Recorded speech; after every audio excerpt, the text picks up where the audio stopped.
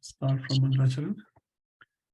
Om Jnana Jnana Shalakaya Chakshur Unmilitam Yena Tasmai Shri Bhave Namaha Shri Chaitanya Manobhishtam Sthapitam Yena Bhutale Swayamarupa Kadamahyam Dadati Swapadantikam Vandeham Shri Guru Shri Yutapadikamalam Shri Guru Vaishnavascha Shri Rupam Sagrajatam Sahegana Raghunathanvitam Tam Sajivam Sadvaitam Savadhutam Parijana Sahitam Krishna Chaitanya Devam Shri Radha Krishna Padana Sahegana Lalita Shri Vishakhanvitancha He Krishna Karuna Sindhu Dina Bandho Jagatpate Gopesha Gopika Kanta Radha Kanta Namastate Dapta Kanchana Gaurangi Radhe Vrindavaneshwari Vrishabhanu Sute Devi Pranamami Hari Priye Vancha kalpa tarubhescha kripa sindhubhya evacha patitanam pavanebhyo vaishnavebhyo namo namaha. Jai Shri Krishna Chaitanya Prabhu Nityananda Shri Advaita Gadadhara Srivasadi Gaura Bhakta Vrinda. Hare Krishna Krishna Krishna Hare Hare Hare Rama Rama Rama Hare Hare Hare Krishna Krishna Krishna Hare Hare Hare Rama Rama Rama Hare Hare Hare Krishna Krishna Krishna Hare Hare Hare Rama Rama Rama Hare Hare. Jagat Guru Srila Prabhupada ki jai. Hare Krishna. Sundar Prabhu, can you hear me and see my screen? Yes, Prabhu, I can hear you, and I was able to see your screen. Let me just bring it again. It's just sure. I guess most of the devotees are here. I was thinking maybe you can spend like first 10 minutes or so just with the past exam results. And I think Sundar Prabhu, that doesn't need to be recorded because we're just discussing. Okay, I'll stop. We can start the recording a little later.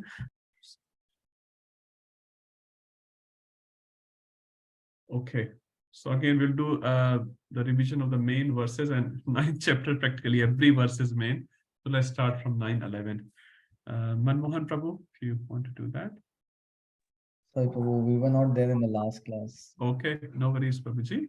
Prasannatma Prabhu, are you there? Yes, Prabhu, yeah. So 9-11, Prabhu? Yes, 9-11. Yeah. 9-11 reminds me of that 9-11. Yeah. So, yeah, I'll read the translation, Prabhu. Yes. Fools deride me when I descend in the human form. They do not know my transcendental nature as the Supreme Lord of all that to be. Yes, 9-11 and 9-12, you told this is for the Mayavadis. And that's what you told. So I'll just go with the Sanskrit words. It says Avajananti Mamuda. Here again, Avajananti, you told three things. Jananti, Ajananti, and Avajananti. So Jananti means one who knows. Ajananti means one who doesn't know anything. Avajananti means one who understands totally opposite way. Like, Mayavadis, the Krishna form, they say, they criticize and they, whatever, the human-like form. They say the Lord is not transcendental. They are human. They is under the modes of nature. Like that. Say that's what they say. So here, Avajananti Ma Modha. They say they deride Manusham Dhanam Ashritam. When they come in the human-like form, they deride it. They don't consider Lord as the Supreme Lord. And Param Bhavam Ajanantam. Param Bhava means is his nature is transcendental. They don't realize that. And Mama Bhuta Maheshwaram. So Lord is the he is the Maheshwara means is the supreme Ishvara of all the Bhuta. Bhuta here it says of everything. And that's what it says, bro. Yeah. Okay, very nice. Something else we can add? Anyone else? Hare Krishna. Yeah, I can add a couple of things. So actually, this verse is talking about the misconceptions that the Mayavadis have, number one. And number two is it also tells us about what Krishna thinks about those Mayavadis. So because Krishna thinks that they are all fools, so that's another thing. I remember. And about the Bhuta, you said that it actually means all existence. It is related to all existence. And you mentioned about how it is easier to write on an empty slate rather than the slate which is already full of writing. So that's how people have misconceptions. So they have all the thoughts written, and then it's hard to wipe them and rewrite and introduce the correct understanding. Whereas people who have no understanding about Krishna, it's easier to make them understand and give them the real knowledge. Yeah. So that's what you mentioned. Yeah, that's what I have, Prabhu. Sure. And Maheshwar, although Prasanna Prabhu correctly mentioned that, so why not Maheshwar is Lord Shiva here? Just some clarifications. He said Supreme Controller, which is correct. Yeah. So why we are not taking this as Lord Shiva? Because Maheshwar, many times Maheshwar is mentioned, referred for Lord Shiva. So if you take a literal meaning of Maha, Ishwar, Ishwar means controller. Are we Ishwar? Yes or no? Someone is saying no. To some extent. Are we Ishwar? Yes, Prabhu. Definitely. Yes, Definitely we are Ishwar. Ishwar. We are all Ishwar. Sorry to say, even an ant is a Ishwar. Ishwar means literal meaning controller. Can we control something right now? I can lift a glass. I can lift something. I can control something. But am I Parameshwar? That's the question. No. I'm not the supreme controller. I have some ability to control some things at some time, but I'm not the supreme controller. So Maha Ishwar refers to Maha, means big, very big. And who is that Maha Ishwar? That is Krishna. Now, sometimes Lord Shiva is also referred to that. It does not mean he has he can be referred with this word. That's not the meaning.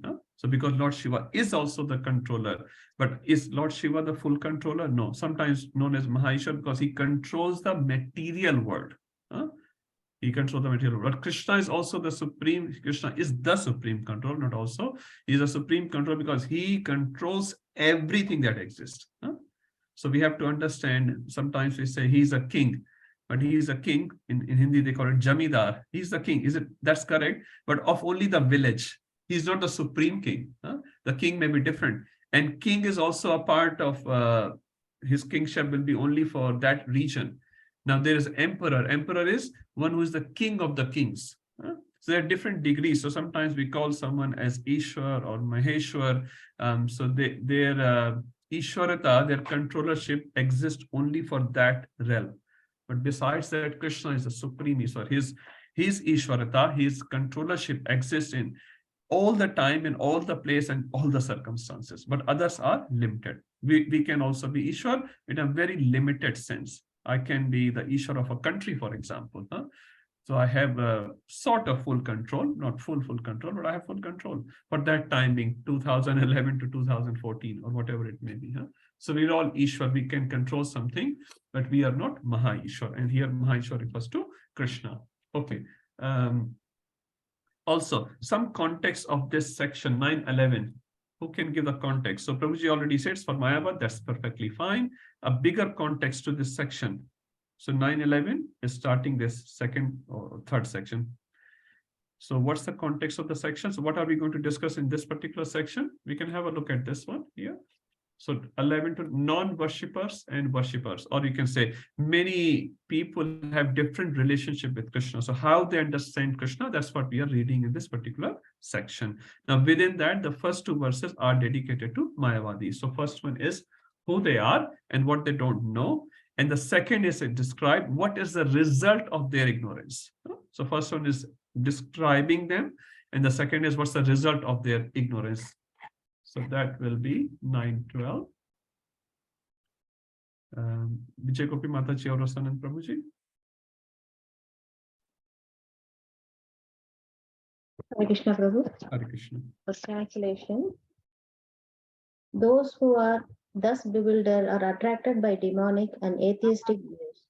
In that deluded condition, their hopes for liberation, their fugitive activities, and their culture of knowledge are all defeated. Hare Krishna. So you were mentioning about these three words, Prabhu, Mohasya, Moha Karmano, and Moha Jnana.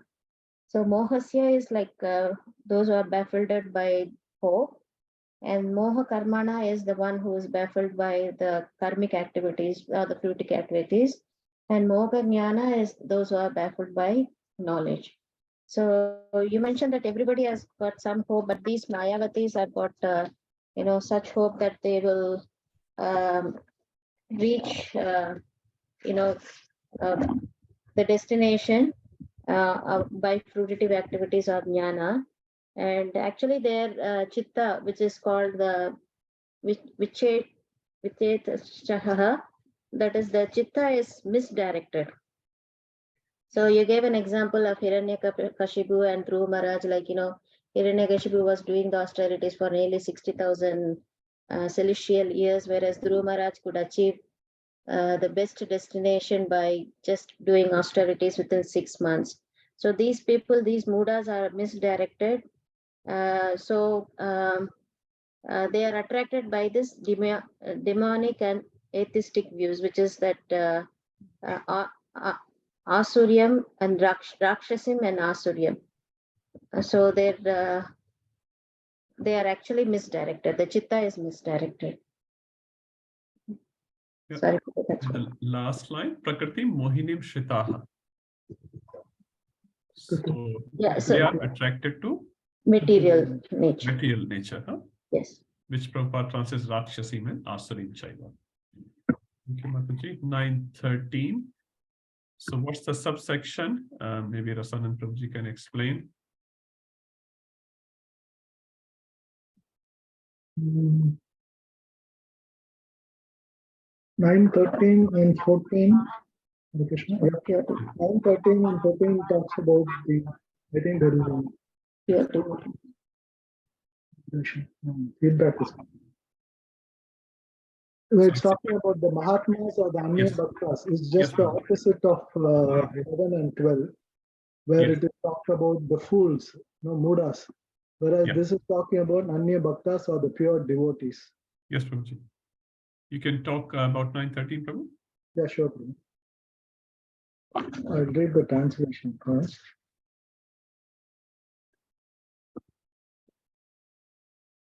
O son of Pritha, those who are not deluded, the great souls, are under the protection of divine nature. They are fully engaged in devotional service because they know me as the Supreme Personality of Godhead, original and inexhaustible. So, yeah, this is the keyword related to talking about devotees as the great soul, Mahatmas. And Prabhu also mentioned about what is the opposite of Mahatmas is something like Kripanas, misers, or also Duratmas. This is what Bhagavatam and Bhagavad Gita talks about. Whereas Mahatmas are, selfless persons. So actually they take shelter of the divine nature. Here we are talking about Devim Prakritim. So, and also mentioned that the Devim here refers to the Yoga Maya. And also, this is one of the verses where Acharyas or previous Acharyas have mentioned that highlighting about Radharani in Bhagavad Gita, talking about Devim here refers to Srimati Radharani. So those people who take shelter of Radharani is said to be the great Mahatmas. Yes. So we should also follow those footsteps of. So it's a Bhaktivinoda Thakur who actually mentions that 9:13 is the only verse in Bhagavad Gita where Radharani is mentioned. Okay. He's a Rasik commentator. Yes, Prabhuji. Yeah. So here the other word uses Nyatvan. Nyatvan means knowing. Whereas compared to the 9:11 verse is talking about this Ajananto. So even though the people think that they know, they tell something, just opposite to it. So that's the comparison we have to make with this verse number 13 to 11.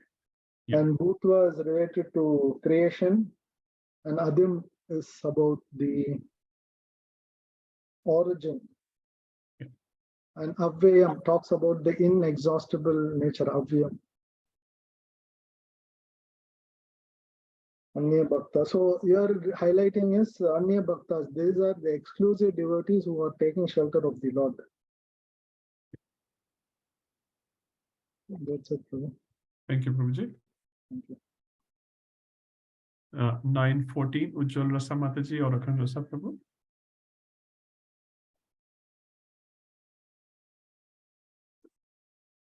Hare Krishna. Hare Krishna. 7:14 translation. Always chanting my glories, endeavoring with great determination, bowing down before me, these great souls perpetually worship me with devotion. Now here again, Krishna is describing how his devotees worship him with great determination and unflinching faith. We just discuss some words. Satatam kirtayanto means continuously glorifying me. Yatantascha dridavata, endeavoring with full attention and devotion to me. Namasyantacha mam bhaktya, my devotees always bow down to me and constantly worship me.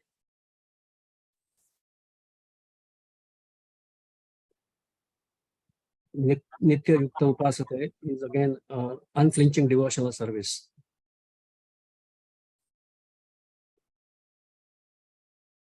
Anything else we can add? Yeah, so I can add a little bit. Yeah. So you mentioned about how the devotees can be compared to the swans. And generally the materialistic people are like crows who are always criticizing and gossiping. But the devotees are swan-like and they engage in the devotional service of the Lord. And you mentioned the two words that materialistic do Swakirtan and Parakirtan. And the devotees do Krishna Katha. And with regards to the determination, you gave two examples of Dhruv Maharaj, who was completely fixed in his devotional service. He did it for 6 months and attained the highest destination, got the perfection of life. And the other example you gave was of the sparrow who lost her eggs to the ocean. And with determination, she continued to pick out the little drops of water from the ocean, and she was helped by Garuda. So that sort of determination one should develop when performing devotional service. And you mentioned about Kirtanaya, Kirtayanta. So that means it's glorifying, basically it's glorifying the Lord. So it can be done in the form of Kirtan, it can be done in the form of Krishna Katha, so all that. And basically one should be Dridhavrata in doing the bhajan of Krishna. So one should be very fixed in doing the bhajan. And Ananya Mansa, is, as Khandaras Prabhu mentioned, that it should be done exclusively with full determination, without deviation of the mind, and with love. That factor is also very important, that one should do it with love. So yeah, we should go the long mile. You mentioned that. So like, going to the oasis, we have to walk through the desert. So that's how we should be, we should be with full determination, go through the ocean of material nations with determination, without deviation, with full love, and always engaging in Krishna Katha. One should progress in devotional life. Thank you, Mataji. Very nice. I'll just emphasize 2 or 3 more points which comes to my mind right now. So the Satatam word and Nitya word is used, Satam Nitya, sort of same word, is used twice in this verse. Now, if something is being put twice in the verse, what does it mean? The emphasis of that word is a lot. We have that Hare Nam, Hare Nam, Hare Nam, Eva Kevalam, Kalau Nastev, Nastev, Nastev. So the emphasis is given a lot to this Hare Nam, Hare Nam, Hare Nam. Similarly, Satam and Nitya is used here, which means the main problem with our devotion life is, I'm saying in general, is our devotion. We do devotion. It's not Satatam, it's not Nitya. And that's why we feel a struggle. So if we do Nitya devotion, Satata devotion, our struggles will be less. What we do, we devote ourselves for half an hour or 45 minutes, and then for next 2 hours, there's a gap. Gap means forgetfulness of Krishna. It's not like you have to do Aarti 24/7. No, you can go and cook in the kitchen and do household and all that thing. That's fine. But what happens? We forget Krishna and then Maya creeps in. So that keeps happening. So it says, Ahetuki apratihata. Apratihata means it should not be broken. But our devotion service is broken. Many times our devotion service is ahetuki. We don't have any hetu, at least I can say in ISKCON. We don't go to Krishna for any material benefits. But the problem is apratihata is not achieved. So this word, if we can remember as much as possible and apply it, our devotion will go very far. Also, dradvrataha is very important. So as we are discussing, so dradvrata means determination, as we heard about Dhruv Maharaj, determination. One more thing comes to my mind, 728. Yesham tuddhagatam papam jananam punya karmanam te dvand moha nirmukta bhajante mam dradvrataha. 728 verse, which is one of the key verses. I'm not sure it's for exam or no, but it's a key verse. So how do you achieve this dradvrataha? Clearly mentioned. You have to just go backwards. So the word here mentioned is already mentioned in 7.28, how you achieve it. So how you achieve Yesham Tvantagatam Papam. So what needs to happen? Antagatam Papam. Papa should not be performed anymore. Yesham Tvantagatam Papam Jananam Punya Karmanam. Only you should be doing Punya. And the definition of Punya is not philanthropic activities. It's about Krishna conscious activity. That's the real Punya. Other Punya is a sort of low level Punya. It's not wrong, but at the same time, it's not recommended. So punyam is pleasing Krishna, those sort of activities. So if we continuously do that, dradvrata will automatically come. And it says, the more enthusiasm we put in this satatam, in this nitya, with dradvrata, the more devotional experiences, more blissful experiences we will achieve. So why we struggle in our devotional life? Because we are not doing satat kirtan with dradvrata. And dradvrata we are not able to do. Why? Backwards again, because antagatam papam is not there, jananam punya karmanam is not there. Because of that, what has happened? Dvanda moha nirmukta is not there. And because of that, dradvrata is not there. So it's very clear hierarchy Krishna is giving you, very, very clear hierarchy. Achieve dradvrata first. How do you achieve dradvrata? Why we don't have dradvrata? Because we have moha, we have dvanda. We are in illusion, we have duality. Why we have that? Because our papa is continuing and punya is not happening constantly. So if we cover the underlying foundation first, what will happen? We will start becoming dvanda moha nirmukta, we'll getting the dradvrataha. And what is moha and dvanda? Moha is maybe something outside Krishna conscious is also beautiful. Maybe holidays are good. Maybe this city is better. Maybe that person is better. Maybe this situation of life is better. My life, my situation, my positions are not so good.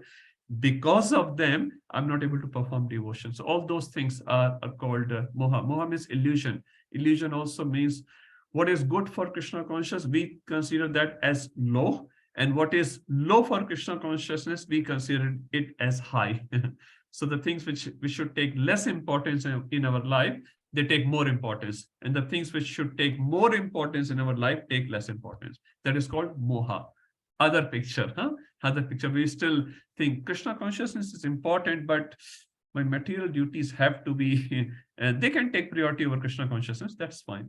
So that is called illusion. Now, how you put that in a practical perspective, that obviously needs to be discussed and should be done properly, maturely. But the point is, the principle needs to be corrected. If the principle is correct, details will come. Details will come. So we can achieve this Nitya Yukta Upasate only by going to the foundational problems. And then if we correct the foundational problems nicely, then you will see dradvrata will come. And Chaitanya Prabhu says, we start feeling more bliss in our devotion life. At the moment, we do it out of duty. 16 rounds is a duty. Going to temple, maybe many times, is a duty. Getting up for Mangala Aarti is definitely a duty, at least for me. Sometimes it happens only as a duty, not as love. When the alarm comes up, how many times we snoozes the alarm? I always put 2 alarms because I know I will miss out one. I know one devotee at least, and there are many more, who doesn't need an alarm for Mangala Aarti. That's love. That's love. No matter what time he sleeps, he gets up 2:30, 2 o'clock, and he does most of his rounds before Mangala Aarti. My Guru Maharaj mentioned rounds before Mangala Aarti are the first class rounds. Rounds just after Mangala Aarti, second class rounds. And after that, no category, no class. We can imagine which class we belong to. But as per great devotees, that's the standard. You get up quite early and then you perform your devotional services to Krishna. Anyway, so look at the underlying problems, and then we can also achieve that. And many times life will distract you, but Dradvrata has to be there. As Mataji mentioned, the example of the little sparrow. If you are Dradvrata, help will come, and Krishna will arrange things for us. Okay, we'll move forward. 9:15. Now that's an important verse. Ragvi Mataji, Hare Krishna.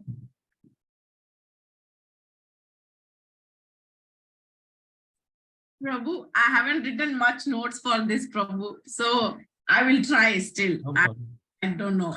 No problem. Others who engage in sacrifice by creation of knowledge worship the Supreme Lord as one without a second, as diverse in many and in the universal form. So this verse, it's talking about the people who are not complete Mayavad or complete pure devotion, in pure devotee, who is not a complete pure devotee. In this, the word jnana means knowledge, and yajnana is the cultivation of knowledge. Anya is others, and yajanto means, sorry Prabhu, I will take a. Please carry on. Please carry on. You're doing well, Mataji. Please carry on. You're doing Okay. very well.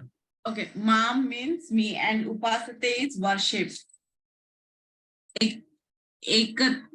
Ekatvena is in oneness, and the other one, Prithakvena is in duality, that is the demigod worship, and Bahuda is many forms. Vishwate is Mukham, it is in the universal form. Yes. What I've written, Prabhu? I haven't written my. That's okay. You have done 95%, out to the 5%. Thank you, Prabhu.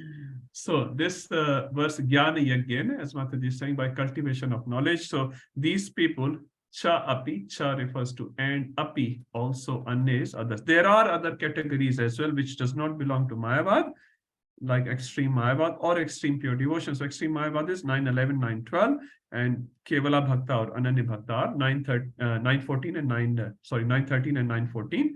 So two categories are mentioned. Now we are talking about the middle spectrum. Now middle spectrum can be further categorized. They worship me as well, right? But in which form they worship me? Three categories are mentioned. Ekatvena, everyone knows Ekatvena, Eka, oneness, Mayavad. I should rather say Brahmavad here. Now, Ekatven we'll discuss in 12th chapter. We'll not discuss in this chapter further. Second category, Prathakwena. So Prathak, what everyone knows, Prathak, Alag, Prathakwena, Bahuda. Bahuda means, so these people consider Prathakwena, the supreme personality of Godhead, I should rather say absolute truth, is been divided into Prathak in many, many categories, and they worship them. And this is mentioning to demigods. Prathakwena Bahuda, bahut sare hain. We call in Sanskrit 33 koti Devi Devta, 33 crore Devi Devta, 3.3 million they call it. And the third category is Vishwato Mukham. So Supreme Lord exists in this universe in different forms. Like in Bhagavatam also, you see this Virat Rupa sort of analogy where it's given mountains are the bones of Krishna, rivers are the veins of Krishna, the trees are the hair roam of Krishna. So these different things are mentioned. By seeing them, you can remember the absolute truth. So this is an important verse because this will sort of expand into the further chapters of Bhagavad Gita. Now 9:16 to 9:19, 4 verses we are discussing about Vishwato Mukham. Yes, Rupam Prabhu. Hare Krishna. Prabhu, do we know any sampradaya who follow in the path of Vishwato Mukham, as in those who would worship Krishna as his Virat Roop? Yes, so basically, Prabhuji, here worshipping Krishna is not like a physical worship here, but they sort of respect Krishna in that way. And if you take a very mundane and low-level form of that, like Adivasis worshipping the nature, they also worship the nature. So they consider not nature as an absolute truth or Krishna, like higher power. So sometimes they can be in a Vishwatomukam, sometimes they can be in the Prathakva in a Bahuda, some demigod worship. Sometimes they worship the Bhoot Pisach as well in the night, with all the Tantra and Mantra. So different people have different conceptions. So they have this conception of worship. Now, worship in which mode and in which form, that will vary from that person or group. Okay. Okay, 9:16. Let's skip that one because you already know that it's just sort of word translation. 9:17 we can do very quickly. It's sort of important one. Okay, lost again. Madhuri Mataji, would you like to do?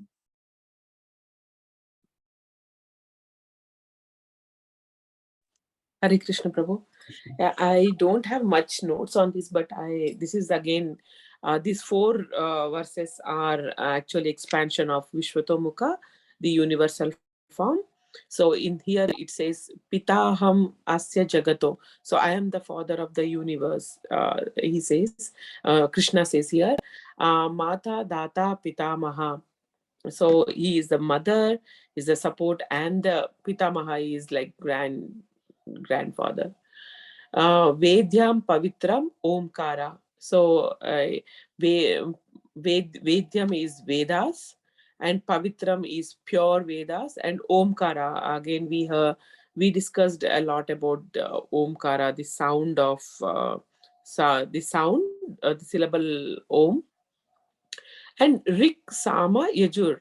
So all these are again Vedas, right? Rig Veda, Sama Veda, Yajur Veda. So these all are again the forms of Krishna. So this is the expansion of universal form. So what aspect of universal form we are discussing in these verses? Sustenance aspect. So how Krishna sustains us in the material world. Sakhiradhika Mataji. Hare Krishna Guruji, just a quick question. I had I was reading the purport of this one. Because our relationship with the Lord, like we study about, like we are in a servant mode. So, and here God says that, Krishna says that, like, I am the father. So how to understand? Because sometimes I've seen devotees saying that, they are like our parents, Radha and Krishna. So I don't relate to that, because we are in the mood, like Prabhupada is constantly telling servant of the servant of the servant. We need to develop that mood at the same time to understand them, see them as parents. How to understand this? Yeah. Okay, thank you, Mata. Actually, so 2 different categories we are talking, completely 2 different categories. Here, Vishwatomukha, as we don't fall into this category. Now, we don't reject it. Now, we ideally fall into 9:13 and 9:14 in Keval Bhakta. Not that we are Keval Bhakta, but that's sort of range we come in, and then we are developing, we are work in progress. But this is Vishwatomukha we are talking, and what we are saying, Krishna, or rather I should say, absolute truth. He's the sustainer of everyone. He's sustaining through the Vedas, he's sustaining physically as well, like a father and mother. So we're not talking about this, Vatsalya Bhava here at all. That's a different thing altogether. But when you talk about in Kevala Bhakta, there are 5 different aspects, and there you're supposed to develop the servanthood form in our devotion. Is that okay? Yes, Prabhu. Just that I wanted to have this clear, because sometimes when they use this verse and say that, because we all have some misconception. No, it's correct. And Krishna is like our father because he is giving us everything. Yeah. But we are not just considering that relationship with Krishna. We're considering a lot more than that. Sure. Thank you so much. Okay, let's move forward. 9:18. Can I add one point here, Prabhu? Okay, we'll skip that as well. Bija, what's the quality of Bija? Can anyone say? Krishna is a Bija, I mean, not just normal. What are the 2 special qualities Krishna has? He's the seed-giving father for everyone. Yeah, that is correct. But what's the special quality? No, Now, but mango unique seed also gives rise to mango. So, as far as I remember, you mentioned that for normal bija, for normal materialistic bijas, mango seed will only give you mango. Yes. Karela seed will only give you Karela. Whereas Krishna is that type of beach which has the potential to give anything and everything. Yep. That's first quality, and the second quality? Imperishable seed. Thank you, Mataji. Imperishable. Normal bija, what will happen? Once it gives rise to a little plant, what happens? The bija disappears. But in Krishna's case, bija stays as it is. Om Purnamada Purnamidam. Even a lot of Purna, complete units emanate from Krishna. Krishna still remains the Purna. There is no diminishing in Krishna. But when we give something from, if we have $100, we give out $10. How much we have? 90. But when Krishna gives out $10, how much he has? 100 minus 10 is still 100. So that's why when we, a devotee as well, like our Guru Maharaj or Guru Parampara as well, when they give devotion to all of you, they give bijas to all of you, do they have less devotion now? They exactly have same devotion. So devotional principles are quite different. 1 minus 1 equals to 1. 1 plus 1 is 1. 1 into 1 is 1. It's not oneness of 1. Is the point is, no matter how much you distribute Krishna, actually you get more Krishna. You get more Krishna. Whenever you do devotional activity, you get more Krishna. It's nothing diminishing. Everything is Avyaya here. I think Radheshyam Prabhu was mentioning the devotional accounts are undeletable and undepletable. Undeletable. No one can delete that account. Everything else can be deleted. Your punya and papa can be deleted by whom? Anyone can say who can delete your punya and papa?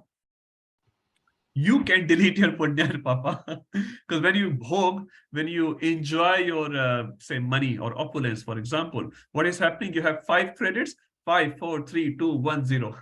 You are deleting, isn't it? It's getting depleted. Even if you go to Patal Loka, -5, -4, -3, -2, -1, 0. So it gets deleted and depletable. It gets depleted over the time. You use your money, and if you're not earning, what will happen? One day you will finish up. You'll finish up. And delete means a thief can come and steal. We can do a big blunder and delete our account, deplete our account. But devotional account is undeletable and undepletable. Beautiful word, huh? So even one name of Krishna or Rama, Narayana, Vishnu is just permanent asset. And actually that is the only permanent asset we have. Nothing else is permanent. We feel like I have Australian passport. Do we really have Australian passport? It's only will allow us to travel in and out till the time you have the body, and that's it. Next body you cannot come and say, Prabhuji, I had the Australian passport for 70 years. Can I get a PR here? No, go back to 0, apply again. So Avyaya word is very important for all of us.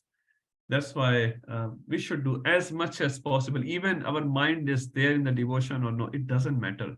It says, Ram Ram ratte raho jab tak tan mein pran kabahu tu deen dayal ke bhanak padegi kaan. Ram Ram ratte raho. You just keep chanting the holy name of Ram, Ram, Ram, Ram, Ram. Sometime or other, Lord Ram will hear the name. And the day he will hear, he will just catch you. Oh, you've been chanting my name for so long. Come on. Enough play of this material world. So we should just keep chanting, no matter our mind is in the name or no. Now, your mind should be there, but if it's not, it doesn't matter. Your jiva, your tongue should always pronounce the name, the holy name, always. Because it is Avyaya. Lord is Avyaya, Lord's holy name is Avyaya, devotional service Avyaya.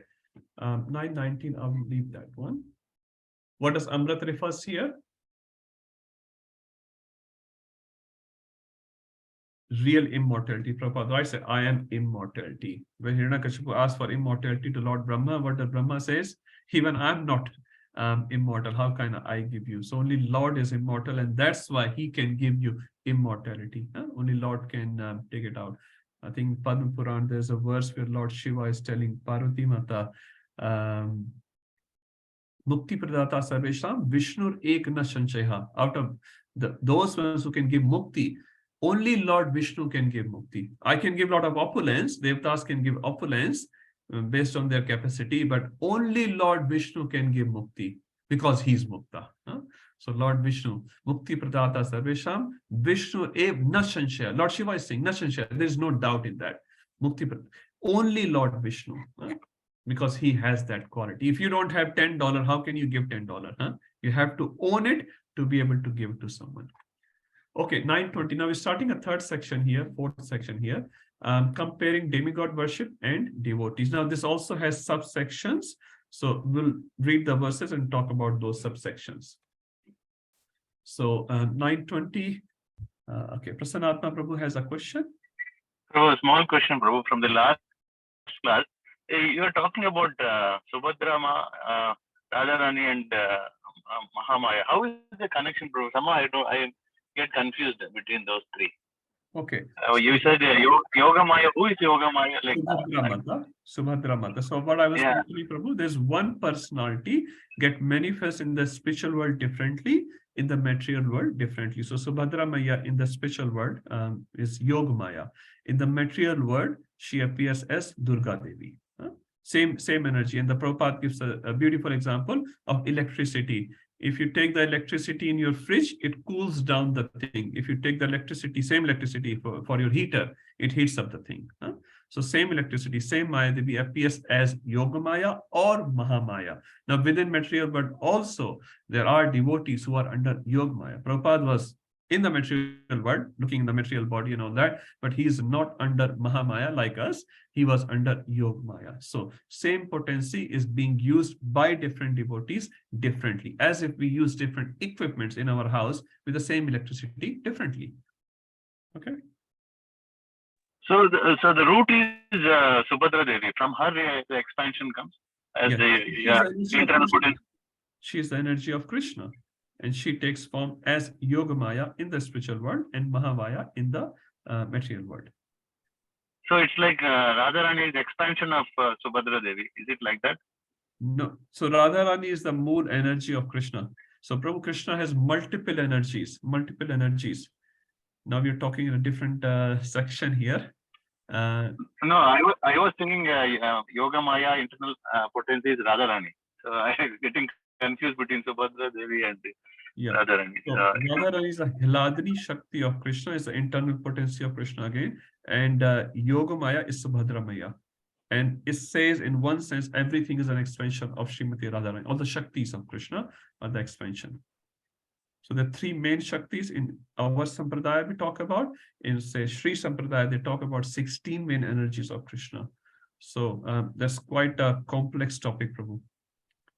But Radharani is the internal potency of Krishna. That's absolutely correct. And when we're talking about Maya Devi, that is Subhadra Maya, getting manifested as Subhadra in the spiritual world, or Yoga Maya, and material world as Mahamaya, which is Durga Devi. So material expansion is Durga Devi, and spiritual is Subhadra Maya. Durga Devi herself is a pure devotee.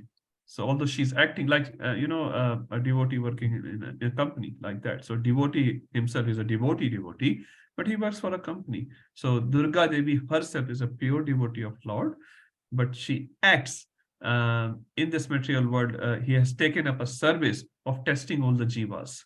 And the jivas who are not eligible, she acts as a very strict teacher, very, very strict teacher. And the jiva is not performing well. She tries to teach them the right lesson. But her purpose is pass the exam, get out of my class. Get out of my class. Not to trap you in the class, but get out of my class. But we obviously don't understand it easily. Okay. Okay, Prabhu. Okay. Prabhuji. Rastanan Prabhu, you raised your hand or something? Yes, Prabhu. I also wanted to ask about Radharani. Prabhu already asked that question. Yeah. Okay. But little confusion still, Prabhu. Like for instance, Subhadra Maya is a consort of Arjuna, right? When it comes to Durga Devi in the material world, Lord Shiva, we say. Yeah. So Subhadra Maya's form in the material world as Arjun's wife, that's a Leela. So these personalities also take form in the material world and they perform a Leela. That's fine. Okay. So Subhadra Maya performing a Leela in the material world, Arjun's wife, Balram's, but that's fine. There's like no contradiction in that. Subhadra Maya appears as the youngest daughter of Vasudeva and Devaki. Says all the 10 sons of Vasudeva and Devaki, 8 actually, was born in the jail. But Subhadra Maya was the only one who was born in Mathura. So she was the youngest one. So they're performing all these Leelas, but that's fine. Like Yoga Maya as Purnamasi in Vrindavan is a lady. So Purnamasi is a lady. So you can say it's a lady, but it's the Yoga Maya potency of the Lord. But in the Braja Leela, you will see that as a person. You can approach to her. Huh? She talks. She arranges the pastime. She's a personification. Like we have Kali Yuga as a personification, which we read in Srimad Bhagavatam. Maharaj Parikshit, sees the Kali Yuga. Now, how do we see the Kali Yuga? We see the forms, characteristic of Kali Yuga. So every single personality in the spiritual world can take up a form and come in the material world and perform a lila. Is that okay? Yeah. Okay. No, my other part was like Durga Devi has the Lord Shiva as his consort, right? Yes. So that's where is my confusion. Sorry, so what's the confusion? But she's a devotee of Krishna. She's consort of Lord Shiva, that is correct. But she's a devotee of Krishna and takes up a job as per instruction of Krishna to bewilder the jiva, so-called bewilder the jivas, all the conditioned soul, till the time they are come online. They become. So why I'm saying is because we know Arjuna also existed and Lord Shiva was also there. We know the story that Arjuna fought with Lord Shiva also. Oh, now I got your question. Yeah. Okay. Now you're saying Subhadra Mai. Prabhu, yeah, these personalities in that sense, they can take different shapes and forms and perform different lila. Yes. Okay. So we should not consider like Subhadra is just one and how she is taking the form. Subhadra as well as Durga Maya. No, these are all the energies of Krishna Prabhu, and they manifest, they expand, they take different forms, perform different leelas. Some leela for long time, some leela for short time. Now I got your question, Prabhuji. Yeah. Okay. I didn't get the I was more focusing on a spiritual sort of personality. You were focusing on the material personality. Okay, now I understand. Yes, but Durga Devi is also a sort of eternal energy of Krishna. It's not like just taking that role for 2 days or 3 days. It's eternal energy, but taking this eternal seva for Krishna. And she's quite ashamed of that.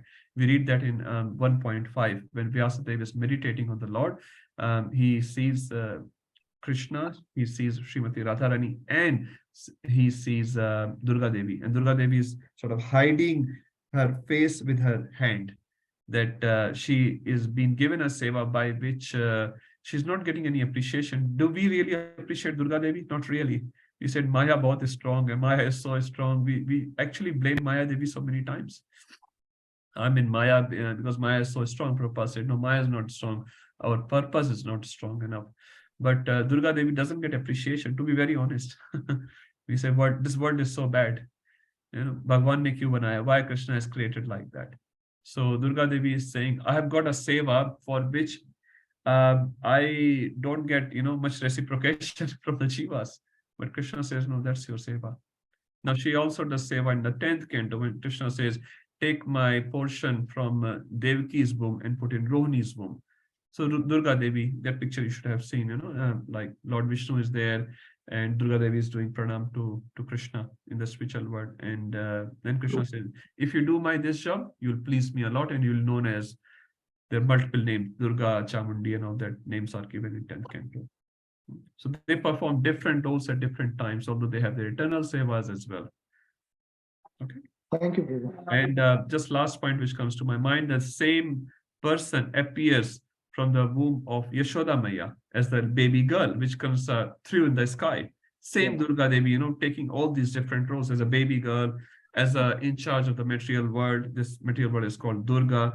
She's also the pure devotee of Krishna. All this happening. This also the sort of manifestation or expansion of Subhadra Maya. All this is happening, same personality. Yeah, only that we can't understand our We mind. can't understand all this with our logical vision, but in Krishna's world, so much is happening. Now, Radharani giving curse to Sridham, how come it's possible? Radharani getting angry in the spiritual world, there is no anger, but it's happening in the spiritual world.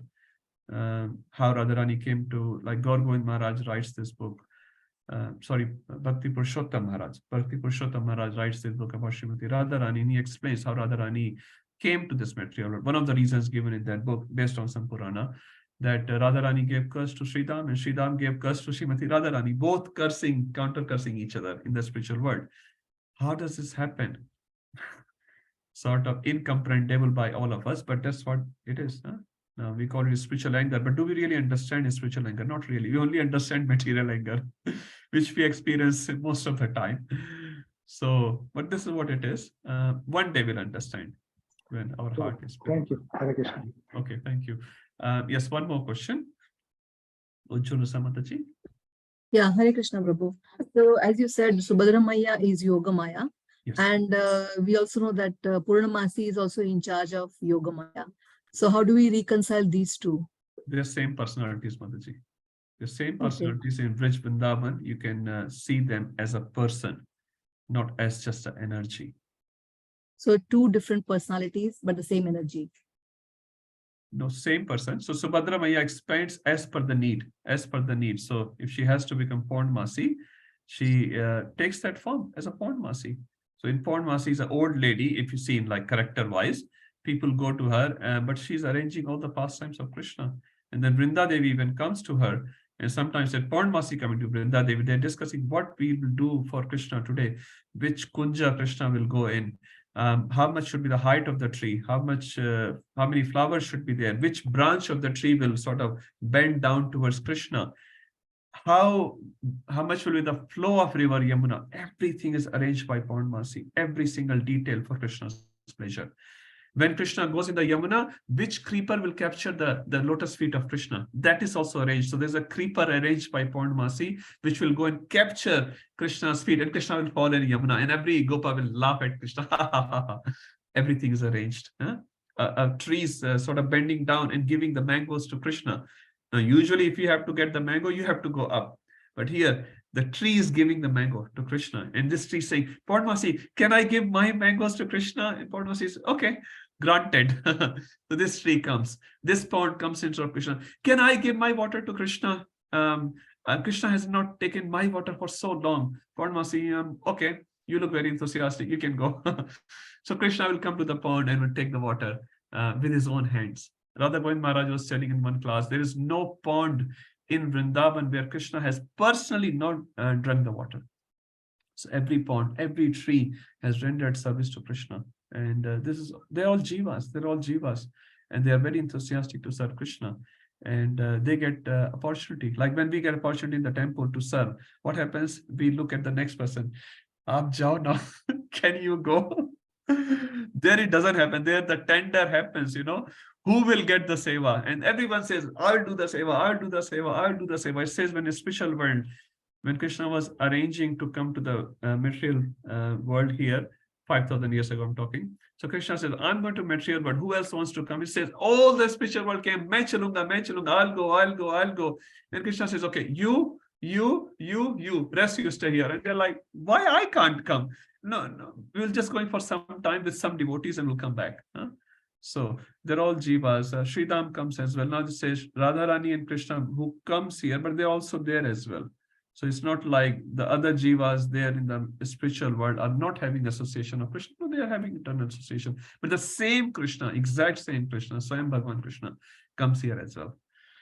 Now, we cannot sort of comprehend all that, but we can relate to it. Okay?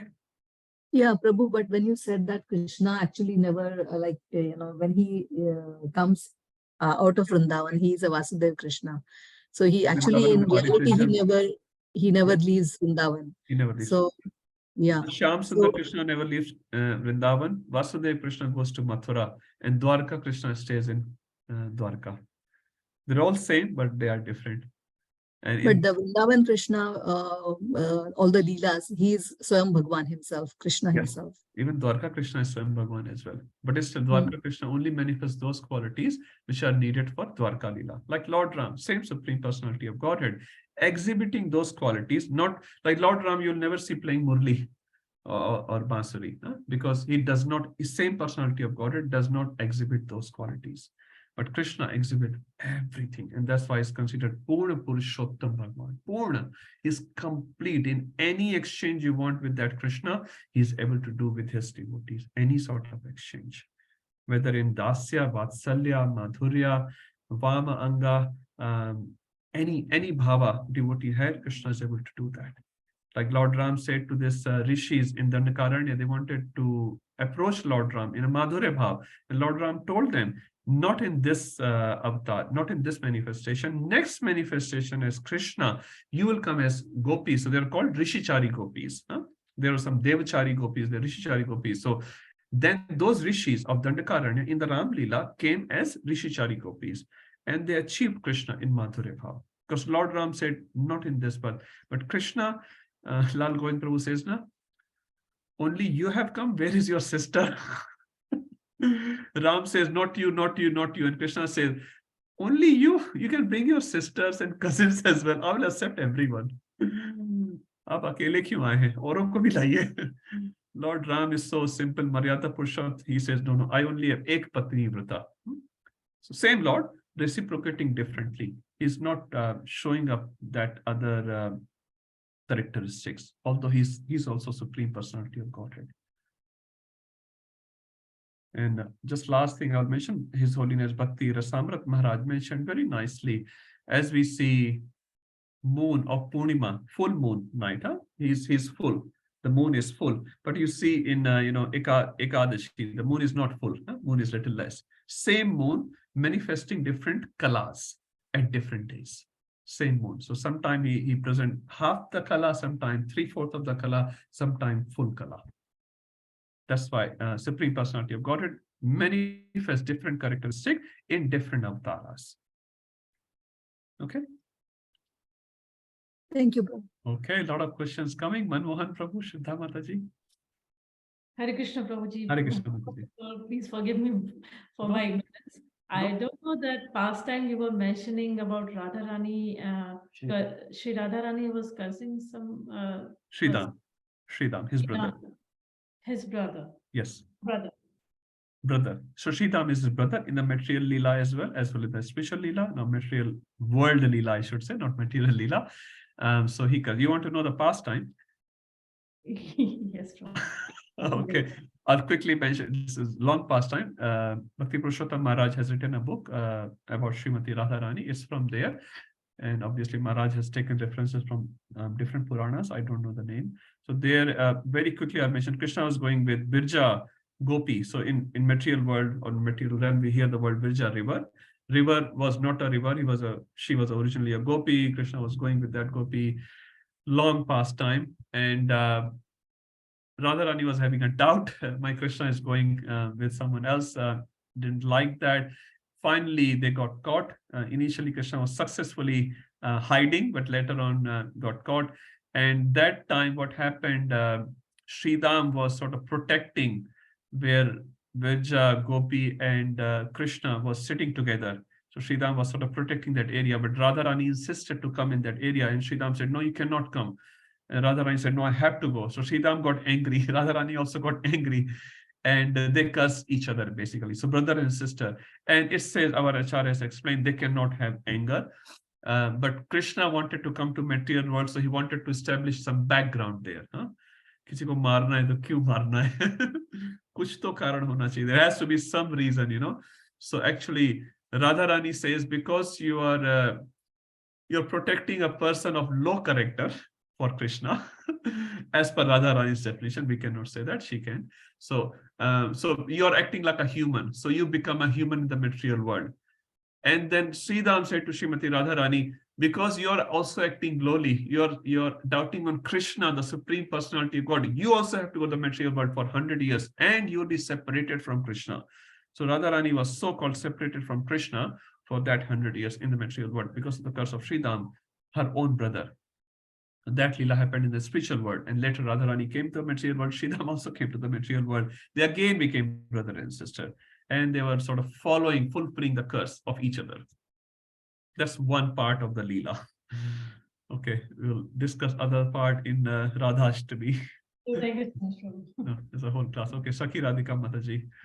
Quickly, I have this doubt that when Purnamasi is so important personality, we don't have her photographs in the altar. At the same time, I'm also thinking, you can correct me, is it because that, like we have Tulsi Devi, she's also Bhakti Pradayini, so like she's... So is it because we are the Rupa Nugas and they are serving under Lalita, and Lalita Vishaka are like with Purnamasi, so we are following that, and that's why we don't approach her directly, because I got very excited thinking if I like worship her, or like just as I worship Prabhupada, so maybe I can also get service. How to understand this? Okay, nice question, but I would say keep it simple.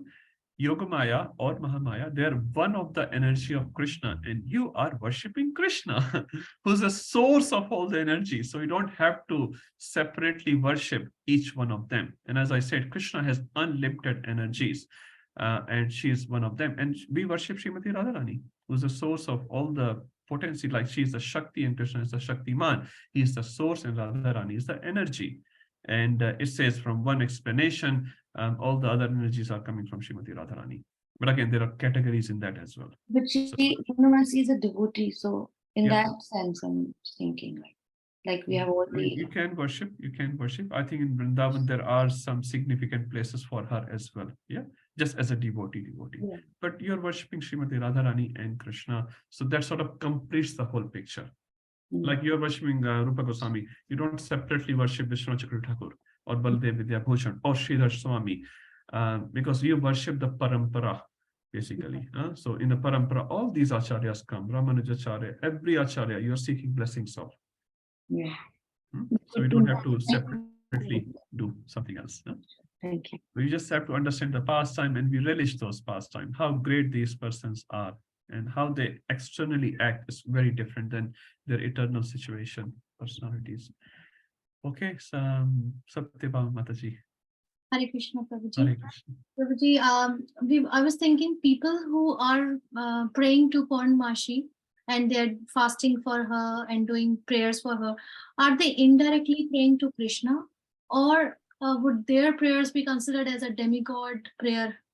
I was a bit confused because people who are not fully Krishna conscious, I've seen people who have been worshipping Purnamashi, but are they actually indirectly praying to Krishna? But how do you say they are worshipping Purnamasi? Means what's the example? I'm not getting it. Actually, in I think Mataji say many people do Puranvasi work. Every fortnightly Puranvasi work. That's what you're saying, Mataji. Purnima work. Completely different. Okay. Different thing. Completely different thing. The Purnamasi in Vrindavan is very different. Yeah, that's a different thing. Yeah, Purnima. Yeah, no, that's completely two different things. Okay. Yeah. That's Purnima, brother, right? Mohit Prabhuji? Yes, Purnima, brother. That's a different one. That's something Purnamasi. I know my mom is doing for many years, so I know about that. This is complete demigod. That's not the same Purnamasi, but that's a different one. Purnima, brother, this is a completely different thing. Okay. Yeah. And in terms of like Mataji was saying, worshipping Purnamasi, like in the same sense, we can say like Uddhava play a main role, in Krishna Lila. So same thing we can say worshipping Uddhava. People, they do worship Uddhava and there's temples and Uddhavi. So something similar like Mataji was saying. So we were saying instead of worshipping different personality, if you focus on Krishna and Radha, that would be more suitable for us. Yeah. So that's the source of everything. And by worshipping them, Yatha Taror Mula Nishechanena. So when we pour the water on the root of the tree, the whole tree is satisfied. Sure. Thank you. My my mother prays to, do the worship of Purnamashi every fortnight. And, but actually, we're praying to whole soul Krishna now, they have started. Okay. But just to make them understand the concept and what they're praying, are they indirectly praying to Krishna? My purpose of the question was that. As far as I understand, and I may be wrong, the Vrata which in India many ladies may follow, they are not worshipping Krishna at all through that Vrata. It's just a local riti, a local tradition which they have adopted. It is considered under demigod worship. Okay. I'm talking a very general concept here, and your mother case may be a little different, but as far as I understand, it's just a demigod worship where they do, Friday Vrata, Shukra, Santoshi Mata Vrat, Somvar Vrat, Mangalvar Vrat, Budhvar Vrat, and all that. So they have nothing to do with the absolute truth and supreme personality of Godhead. And finding devotion through those austerities. Like when we do Ekadashi, our purpose is find devotion, more devotion for Krishna. We have no other motive for Ekadashi. And that's why we don't do Ekadashi, which is Dashmi Ekadashi. We do Dwadashi Ekadashi or even Triyodashi Ekadashi. So our motive is to please Krishna through that Vrata and no other motive. But generally speaking, all those 7 days of Vrata, they have motives behind it. Mere putra ki ayu lambi ho, pati ki ayu lambi ho, and all that thing, yeah. Good wish, but at the same time, not properly directed. Yeah. Okay, let's move to 920. Thank you, Prabhu, about this, because I was thinking when we sing the Jai Radha Madhav, like Jai Vrindavan, the song. Jai Radhe Jai Vrinda. Jai Jai Radhe Jai Krishna Jai Vrindavan. The end, when we sing Jai Jai Purnamasi, I was thinking Yes. now I have something to like meditate upon, that she Yes. does all this. So That song is so beautiful, so beautiful. That reminds us the whole Vrindavan and different main personalities. Actually, it has covered so many personalities and leelas of Krishna. Just one song, if we can meditate nicely, can give us so much of Vrindavan. So, just one song. Okay, let's start 920. Sorry, Manmohan Prabhuji. We discussed about some Krishna Leela, which is nice. I hope no one was sleeping as yet. Okay. Trividyamam Somapa Puta Papa Trividyamam Somapaha Puta Papa Yagyerishtava Swargagatim Tarthayante Yagyarishtva Sarvagatim Prarthayante Te Punyama Asadya Surendra Lokam Te Punyamasadya Surendra Lokam Asnati Divyan Divi Deva Bhogan. Ashnanti Divyan Divideva Bhogan. Translation. Those who study the Vedas and drink the Soma juice, seeking the heavenly planets, worship me indirectly. Purified of sinful reactions, they take birth on the pious heavenly planets of Indra, where they enjoy godly delights. Thank you, Prabhu. Thank you, Prabhuji. So now this section, as we saw in this PDF file, is comparing demigod worship and the devotees. Now within that, the subsection is 2021. You can see it's about demigod worship, what they do and what is the result of that. So what do they do? That is 920. So what do they do? These demigod worshippers, Traividya. Traividya refers to teen or three. Vidya refers to Vidya. So what are the Traividya refers to? It can have two meanings of it. So one meaning can be they followers of the three Vedas. What are the three Vedas? So Rig Veda, Yajur Veda, and Sam Veda. So there are three main Vedas. The Athar Veda says came later, and it discusses about Arthik, economics. So sometimes not considered. So Traividya can also refer to, there are four Purushartha, Dharma, Artha, Kama, and Moksha. So Traividya can refer to anyone who follows Dharma, Artha, and Kama. Three parts of it. So Dharma, he does religiosity. Through the Dharma, he creates facility, which is called Artha. Artha is not just money. Artha is the facility, opulence. And then through that opulences, he does fulfillment of his Kama. Kama means desires. Again, this is all under the umbrella of dharma. It's not talking about adharmic desires. You want to have a family, you want to have kids. It's all under the umbrella of dharma. So they do Traividya. What do they do? What's the process they follow? Traividya Mam. Again, this is all coming from Krishna, isn't it? Everything comes from Krishna. This also comes from Krishna. Why do they have Traividya in the material world? Because we are not, mostly we're not eligible to follow the pure Vidya, Pancham Purushartha. At the moment, our kids are very small. What do we do? If you study nicely, Papa will give you a chocolate or a watch or something like that. We have to say that sometime, not all the time, right? So that they can perform their duty. They're not interested, so you give them some lollipop for that. Similarly, Krishna, for this conditioned jiva, gives us the lollipop. If you do all this yajna, you go to Sargloka and enjoy nice environment there, nice association there, nice gardens there, and all those things. So, oh, that's very nice. But they don't know what's behind it. So externally, it looks very nice. But if you eat too much chocolate, what will happen? Your teeth will come out. So not too many chocolates. Some chocolates sometimes are needed for those young children. So we are like that. So Traividya Mam, Somapaha Puta Papa, Somapaha. So it says a Somrasa.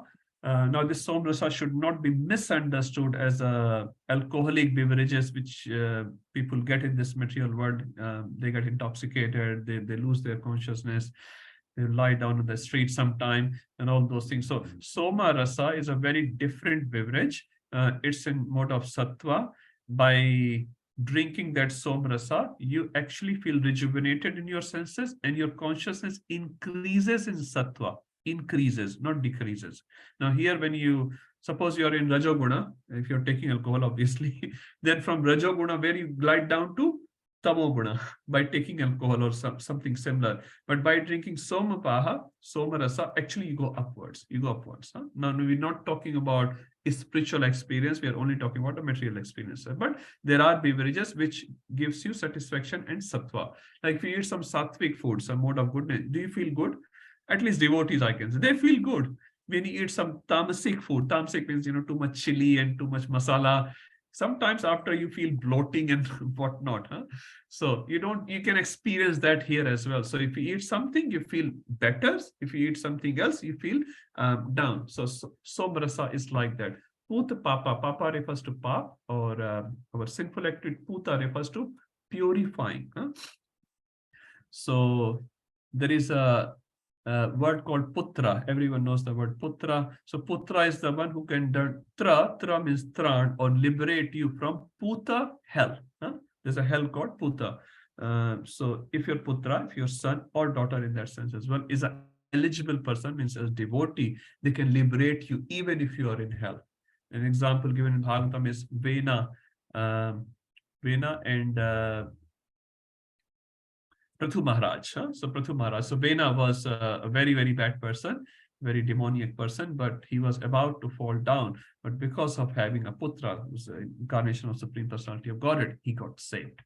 So Traividya Mam, so they follow this Traividya. Traividya also refers to, as I said, Vedas, which have different yagyas recommended to go to Swargloka. Yagya istva Swargatim Prarthiyante. Huh? So Prarthiyante refers to they pray for where? Swargatim. So Swar is a loka. As we know, I think Anuradha Podwal has done this Gayatri Mantra jap in public. So Om Bhur Bhuva Swar. So when we call it Swarga, actually Swar. Swar is the word. So Swargatim. So where I want to go? Swarg. I want to go to Swargloka. Huh? So Te Punyam Asadya. When they have enough punya, enough credit, Surendra Lokam. What does Surendra refers to? Sura and Indra. So Indra refers to king, Sura refers to demigods. So Sura and Asura. So Sura is demigods. So who is the king of demigods? Indra. Now who is Indra? Anyone? Current Indra? Indra is a post. We have discussed it many times. Brahma is a post. Indra is a post. Who is current Indra? Surya is a post. Chandra is a post. They're all post. So Sura Indra is name of current Indra, not a Bhakti Shastri question, but just a general one. Purandar. Purandar is the 10th son of Aditya, Surya. So Aditya has come from Aditi. So he's a 10th son. Surendra, current Surendra is Purandar. If you read in 8th canto Srimad Bhagavatam, first chapter, it has described different Manus and different Manus. Who will be Indra, who will be Saptarshi, everything is mentioned there if you're interested in 8.1.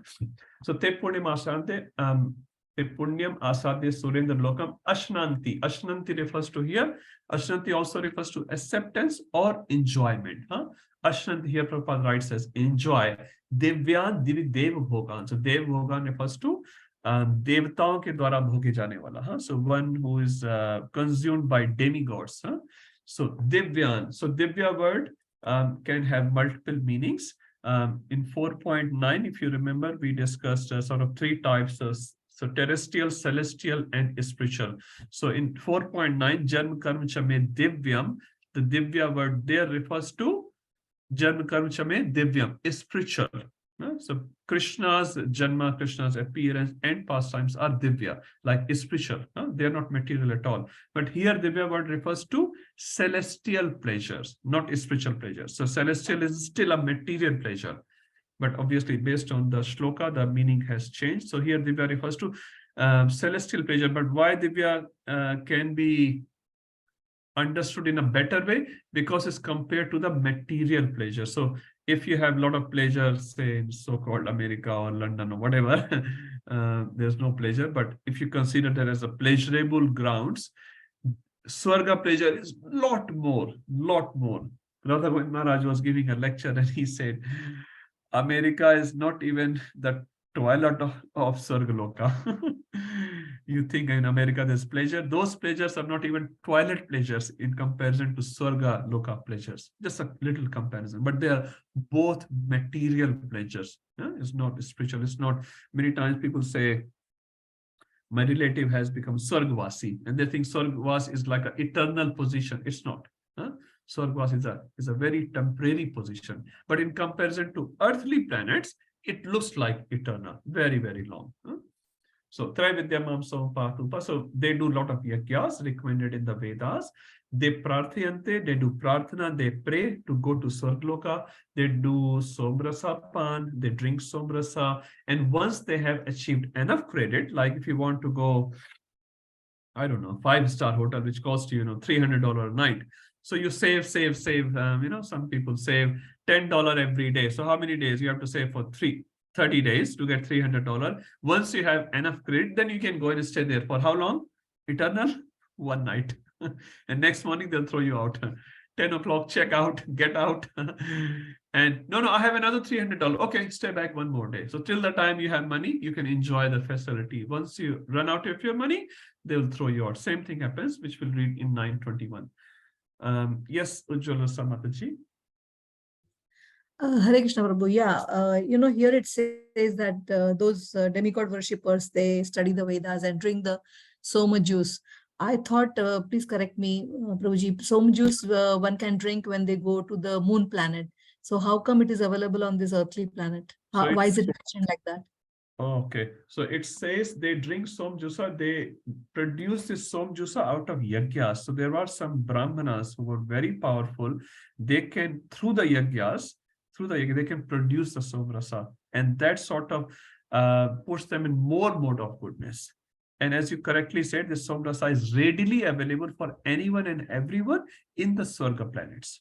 Now here it's not available for us. If you wanted to buy in the Kohl's or healthy supermarket, we can't find it. But some Brahmins can produce out of, and it also says, Mataji, I've heard, demigods can come and give you somrasa as well. So it's available for, those selected qualified people on the earthly planets as well, if they are qualified to receive it. And how does it work? They receive it or they produce it, and after drinking, they become better. No, they don't become worse, they become better, like situated in sattva, and their sinful reactions go away. Okay. Thank you. Yeah. Okay. So this is what the process they follow, and the result is Ashnanti, they receive, they enjoy. Divyan, Divdev Vogan, they also become eligible to enjoy the facilities which are consumed by demigods. Now, as I explained earlier as well, now not every facility, even in Swargloka or Moonloka, will be enjoyed by all the Moonloka residents. Now, if it's not like if you enter into Swargloka, you can sit on Indra's asan, you can enjoy Indra's Viman, not like that. There also there will be limited facility. Like here, if you have $1 million, you can only buy a small 2-bedroom apartment somewhere far. If you have $2 million, you can buy something in, I don't know, Kellyville Ridge or something, Kellyville Ridge, whatever it is. If you have higher than that, you can go to higher sort of suburb and get that sort of house, isn't it? So based on whatever credits you have, you can buy that much facility. Same thing happens there. So although there is some common facilities available for all of them, and there are some higher facilities as well. So everyone says, Gauranga Prabhu was saying one class, everyone has a Viman, aeroplane there, everyone has it. But the difference is someone has a small aeroplane with less facility. You only have 1 bedroom in the aeroplane. Someone has a whole mansion in the aeroplane. So then they get envious of this person. Why this person having a better aeroplane than me? So the envy exists in Swargloka's higher planetary system as well. Okay, so there are differences as well there. Although there are some common nice facilities, you can enjoy this garden, that garden. But Indra may have Nanda Udyan, very personal, private garden. There you can't go. And Indra can have, special, what do you call, apsaras there. So there are some common apsaras, there are some special apsaras. So there are gradations there as well. So because this is material world, nothing is out of duality. Okay, Rupam Prabhuji. Yeah, Hare Krishna Prabhuji. Prabhu, so just thinking outside this. So when someone finishes their YT, their Sukriti, after the hotel example that you gave, they come back. They have to come back to earthly planet, right?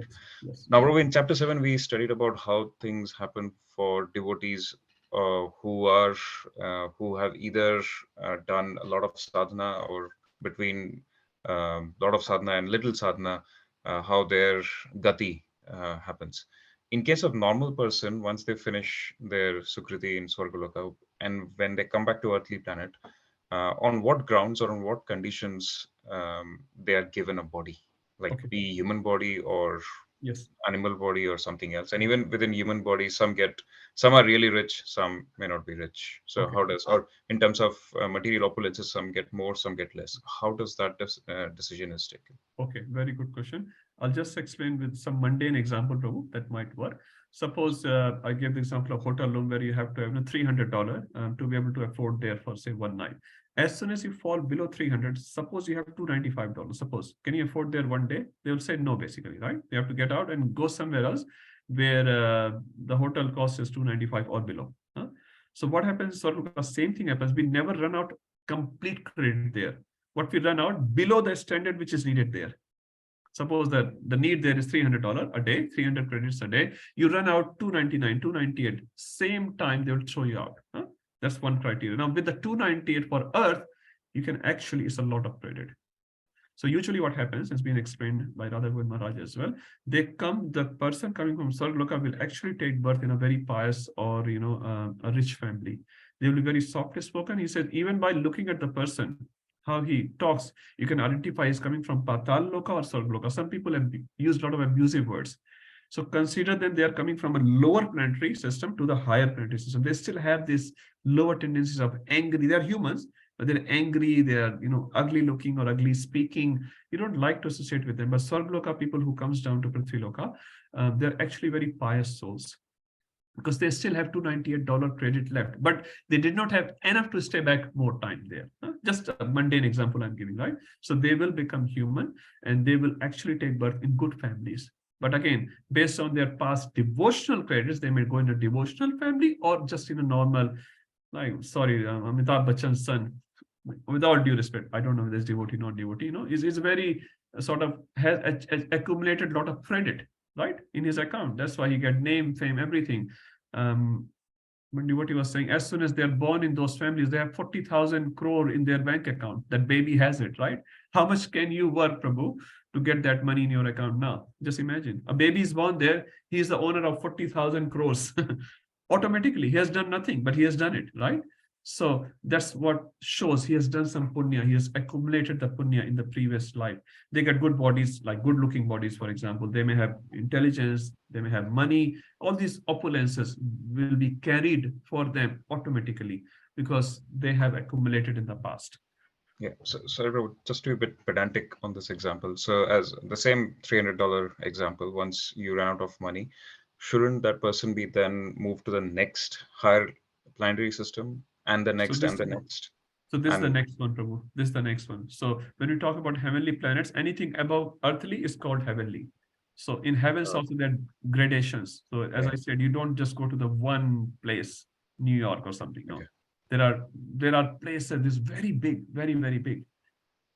Okay. So there are $300 hotels and $500 hotels and $1,000 hotels there as well.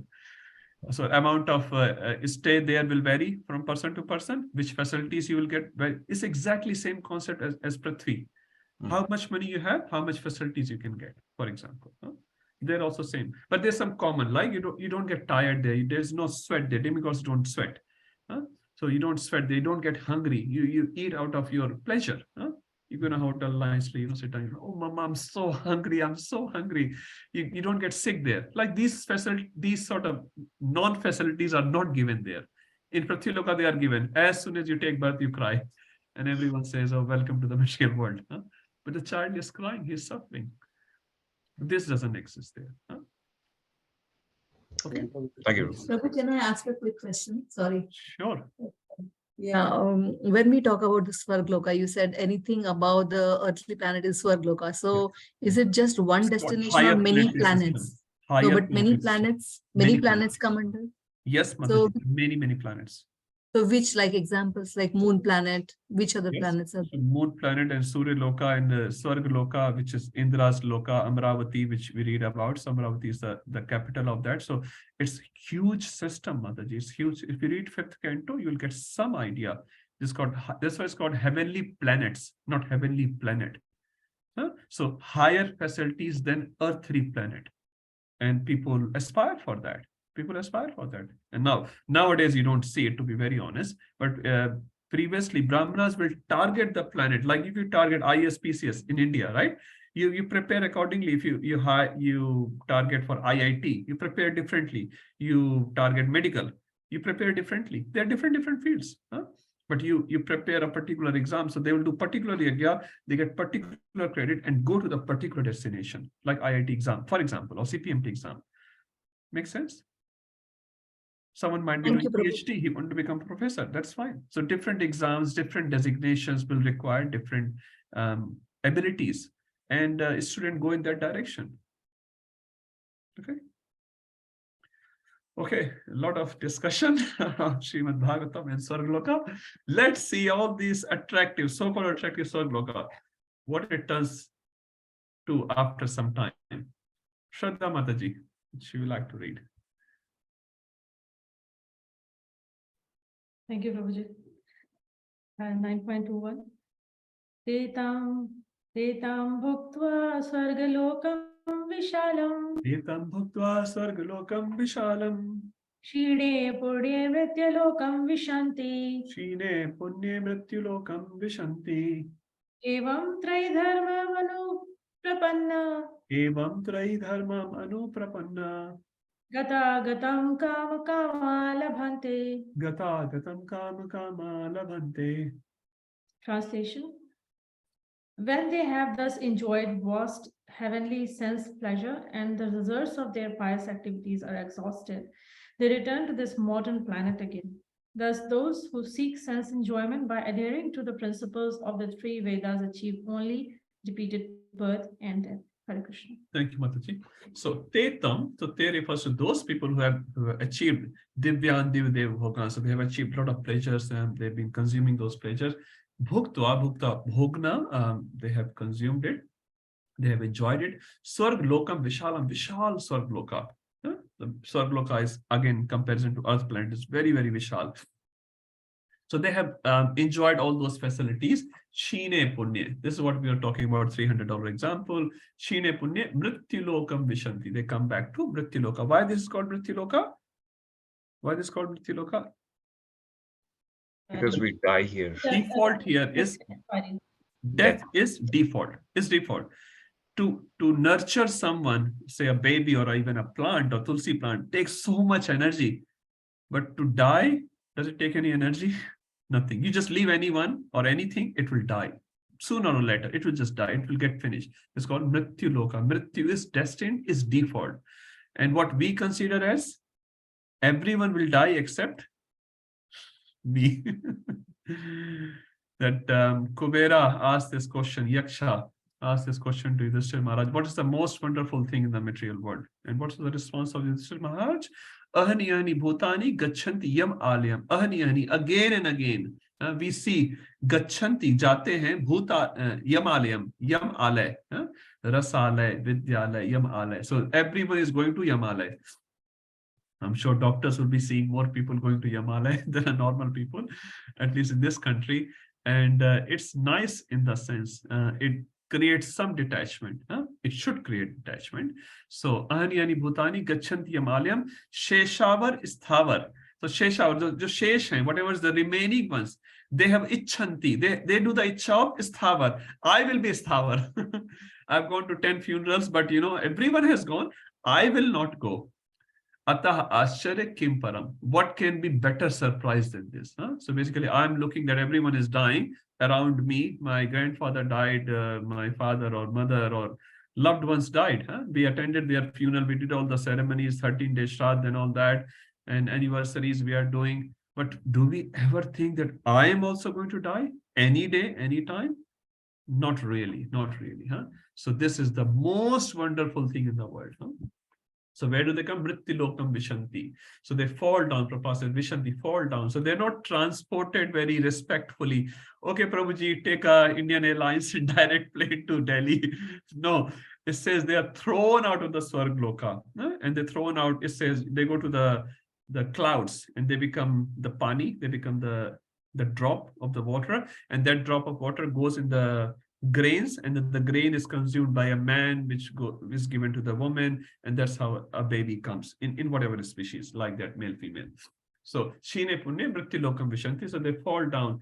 Now, Evam Trai Dharmam Anuprapanna. So, Trai Dharma, Trai Vidya, we spoke about it. Trai Dharma again, Dharma, Artha, and Kama. Not talking about the moksha here. So, Anuprapanna, what do they get actually? Gata Agata. What does Gata Agata mean? Jate hain, aate hain. Keep going again and again. What does it mean? The samsara of birth and death. Prabhupada writes here, Gata Agata is death and birth. Huh? So they take birth again and again. Sometimes they go to Indraloka and sometimes they come back to Prithviloka. It says, Maya Devi in Chaitan Chaitan. Kabhi Swarge Bithaye, Kabhi Narke Giraye. Swarge Bithaye means it makes you situated in Swargloka. Kabhi Narke Bithaye. And sometimes it throws you into a Narkloka. This is Maya Devi. Huh? So we have to come out of this. There's no up and down. What do you call Ferris wheel? Children's Ferris wheel. Go up and down, up and down, up and down. Sargloka, Narakloka, sometimes middle loka. Gatagdam, Kama, Kama, Labnate. So what do they attain? Only repeated birth and death. So basically, Krishna is trying to establish in these two shlokas, you do a lot of hard work, you do yagya, you do somapa, putapapa, and all that. And what you achieve is taken away after some time. And when? Shine Punye, whatever credits you had, Vishanti. As soon as that's finished, done, you will be thrown out. So what's the benefit of that? So now Krishna starts contrasting this demigod worship versus his own worship. So let's look at 22 here. This is one of the most famous verses. Rupan Prabhu, I'm not sure it's in the list. It should be there, but it's a very, very popular verse. No, Prabhu. Not in the list. Not in the list. Oh, I'm very sorry. We have 25 and 26, 26. not 22nd. Okay. But 22nd, I personally recommend a very, very popular verse. We should remember this. Yeah, we have 25, 26, 27, Prabhu. Three continuous verses. Add this as well in your, side list. So that's after the exam, right? You can do before the exam. Brownie point for remembering this verse. Prabhu, we get a brownie point for remembering this verse? Definitely, by Krishna. Okay, Prabhu. We'll do By it. Krishna. I'll go for this verse, Prabhu. One of your favorite verse. Go for it, Prabhu. Okay. Ananyas chintayanto mam. Ananyas chintayanto mam. Ye jana paripashate. Ye jana paripasate. Tesham nitya abhiyuktanam. Tesham nitya abhiyuktanam. Yoga shemam vahami aham. Yoga shemam vahami aham. Translation. But those who always worship me with exclusive devotion, meditating on my transcendental form, to them I carry what they lack and I preserve what they have. Thank you. Now the starting translation line, if you see from Prabhupada, is but.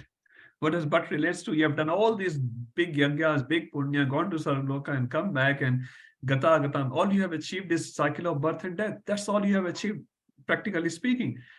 Now Prabhupada is saying, but in contrary to that, if you worship Ananyas Chintayanto Mam. Now again, the word Ananyas is very important. Satatam, Ananyas, Nitya. Krishna is using these words again and again. And as I was saying earlier, this is our main problem. We are not doing Ananya devotion. We are doing devotion, but not Ananya devotion.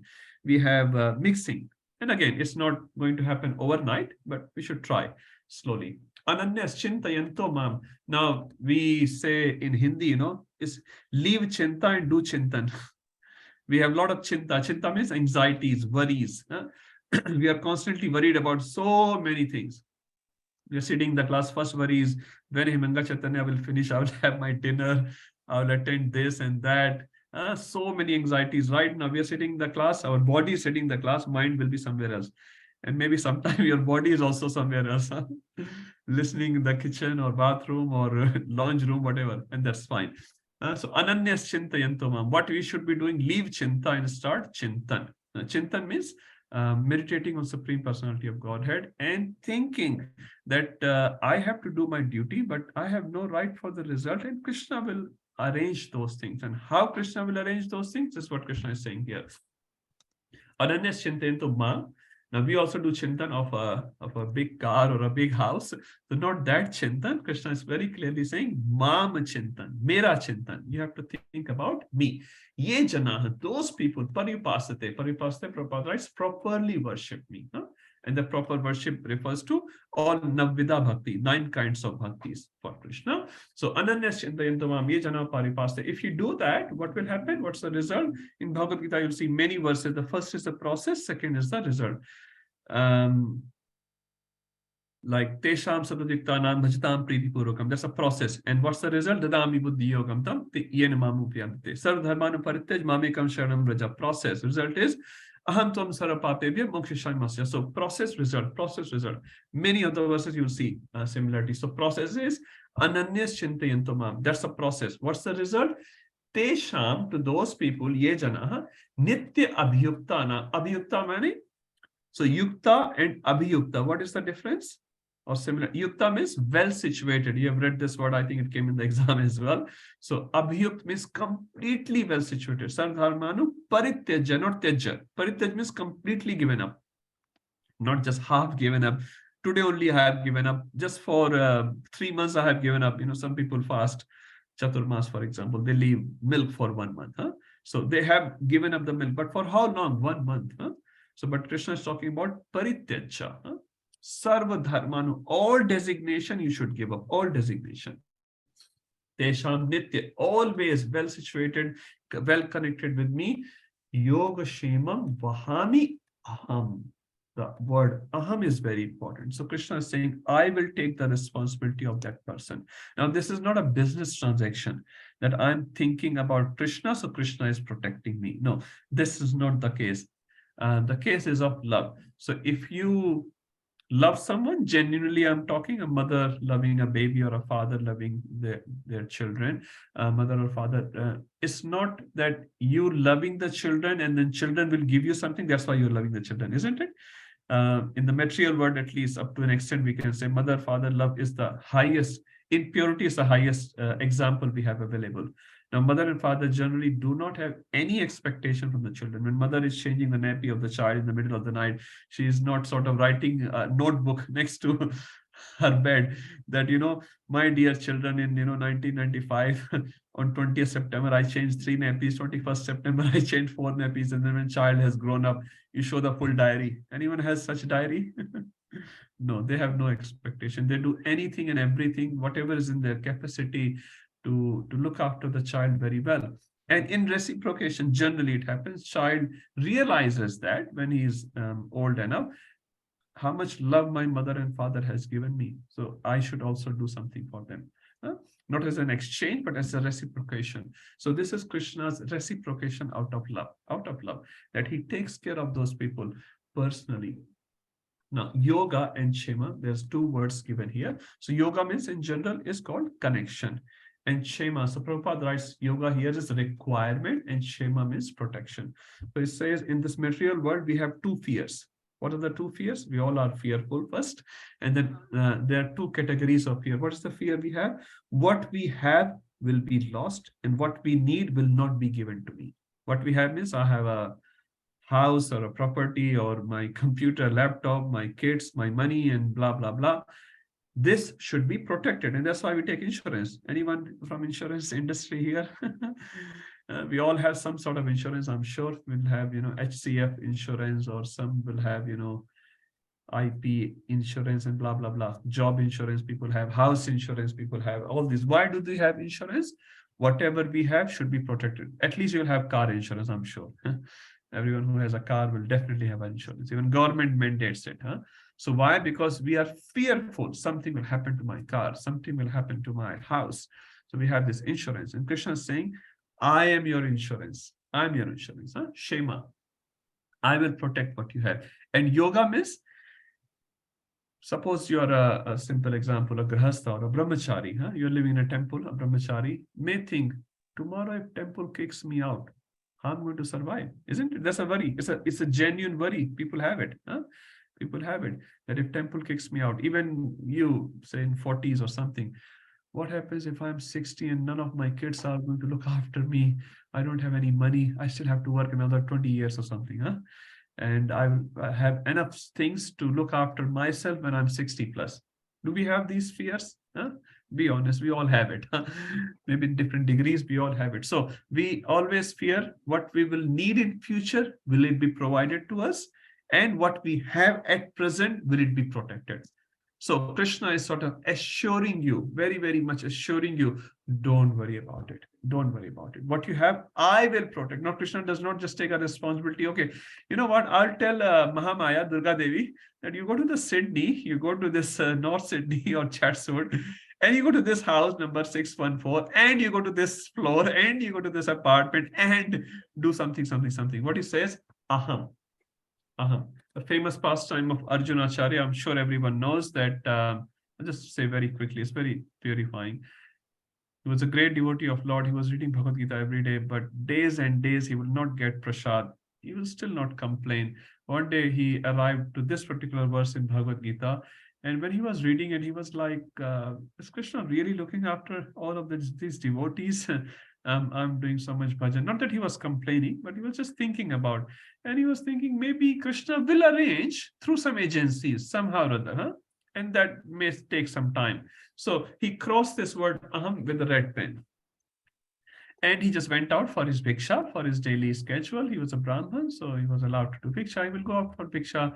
But that day, by Krishna's arrangement, he got nothing in bhiksha again, which he hadn't received for many days. His wife and kids were in a very precarious situation. So anyway, he went out for bhiksha. What happened during the day? His wife was at home, and it says two boys, very, very young boys, one sort of blackish, one sort of, whitish boy. They knocked the door, and they had a bullock cart full of grains and vegetables and milk and whatnot, all the bhoga which we buy for Radha Gopinath. So he knocked the door, and the mother opened the door and said, so how can I help you? And the boy said, your Prabhuji, your husband, have sent all this bhoga for you. And she was very happy. Oh, thank you for bringing the bhoga. And the boys were personally carrying all this bhoga from the bullock cart to the inside house. And this Mataji saw these boys, young boys, working so hard. They are sweating. And she said, just stay there. I will cook this bhoga and you can take prasad and then leave. And the boy said, blackish looking boy, that no, your husband is a very angry man. And if we delay here, he will beat us. Look at my back. And he's already beaten us so much. And at the back, there's a big mark, red mark. It looked like someone has beaten the boy. The Mataji was very upset. My husband, how cruel he is. Huh? I thought he's a very gentle person. Anyway, so the boys left. Later on, Arjuna Acharya came home, and he was sort of not very enthusiastic, because today again, no bhiksha. And as soon as he comes inside, wife said, thank you for sending all the bhoga, but I have a complaint for you. And he's like, what bhoga you are talking about? I never sent anything. No, your disciples came, those two boys came, and they delivered all this bhoga. And he went inside the house. He's like, wow, the house is just full of all these grains and vegetables. And fruits. He said, who got this? And he said, no, your two students came and they gave this bhoga, but I have a complaint for you. And he said, what complaint? Why did you beat that guy? Huh? He's such a nice boy, and you're beating him up just because he was late? And he said, I didn't beat anyone. I didn't send anyone. And the wife could not believe the husband. And she said, no, you had beaten up. So Arjuna Acharya started remembering what has happened actually. And he thought, actually, I have crossed this Bhagavad Gita word with a red pen. And because Bhagavad Gita is the body of Krishna, we worship Bhagavad Gita. So actually Arjuna Acharya had crossed this word, not with the red pen on Bhagavad Gita as a book, actually on the body, on the back of Krishna. So that Krishna got hurt, actually. Krishna got hurt, and Krishna was bleeding. Krishna was bleeding. And then Krishna proved to this Arjuna Acharya, his devotee, that I'm not just writing these books, I really mean it. And he personally came. He could have sent anyone. Take the bhoga. Even if he was giving bhoga, he could have sent anyone. He said, no, I personally give you what you like. So that time, Arjuna Acharya's family needed some bhoga, and Krishna personally came and delivered. Then Acharya was just repenting. Oh my Lord, I doubted your words. Your words are you, and I doubted you. So he was very repentful, and he sort of said to the wife, how fortunate you are to have darshan of Krishna and Balram today. Then she realized the whole thing. Beautiful pastime. which our devotees give on this particular verse. So Krishna personally protects and personally gives whatever you need. So we should plan. When Prabhupada went to America, he was also thinking, how should I pay my rent? He didn't have any money. He was thinking about it, but that was not the only thing he was thinking. He was thinking primarily about how to preach Krishna consciousness. On the side, he was thinking about his material needs as well, about the rent, about the bhoga, but that was not taking the whole space of Prabhupada. Now, what happens in our case, generally speaking, these material worries takes up the whole space, and we give very little space to Krishna, very little space to Krishna, and it should be other way, because Krishna can work through you miraculously. When Prabhupada went to America, he had how many rupees? 40 rupees. And he got all the 40 rupees back to his country, which is India. So Prabhupada went, he did all these wonderful things. So the meaning of this is Krishna can make you do wonderful things which are beyond your imagination. So you should think practically, but you should not just think practically. Practical to hona padta hai na life mein. We have to become practical. Yes, that's fine. But if you are surrendered devotee of Krishna, anything and everything can be done. Like Prabhupada is called Shaktya Veshavata. Nityananda Prabhu personally gives Shakti to Prabhupada to preach. How did he preach? Prabhupada said, I never expected this much success. Prabhupada said that openly. So why he's saying it? He was just a via media of Krishna's love for other jivas, which got presented through Prabhupada. Why? Because he was such a surrendered soul. So if we have this faith in Krishna, think practically, definitely we should. Whatever our needs are, whatever our defense mechanism is, whatever take care we have to do our family members and other things, that's fine. But don't just think this is the only thing. No, Krishna can do anything. Krishna can do anything. And it can be beyond our imagination, beyond our bodily capacities, bodily intellect. And if we have that great faith in Krishna, then wonderful things will happen. Like Arjun had more faith in Krishna's presence rather than his own ability. He was very capable. Arjun was very capable. But he said, if Krishna, you are with me, I can do anything. So that faith, if we have even little in our life, then we'll see our life will become so light and so wonderful and so blissful, so transcendental. And then we can feel the presence of Krishna in goods as well as in bad as well. It's not only about good. Oh, you achieve some success. Oh, Krishna is giving you success. That's fine. Even in failures, you will see Krishna's presence. Why? Now Krishna is bringing me closer to him. When Parikshit got cursed, did he feel bad about it? He felt good. Krishna, thank you for giving me this curse and making this situation so that I was very much attached to my family life. Now you're giving me wonderful opportunity to come to you. So we see presence of Krishna not only in the good, in success, but in also in our so-called failures. And then we are a stable, dradha devotee all the time. Okay, I'll stop here. It's 9:18. I'm 3 minutes over. But we'll continue from 9:23 onwards in our next class, which will be on 19th of April. Sorry, 16th of April. Okay, so we'll meet you all on 16th of April, and then we'll do another class on 19 and 23. Okay. Srila Prabhupada ki Jai, Bhagavad Gita ki Jai. And all of you, Jai as well. And thank you for all your hard work for the previous exam. Prabhu ki Jai. Jai. Namaste, God, Bhakti ki Jai. Okay, Hare Krishna.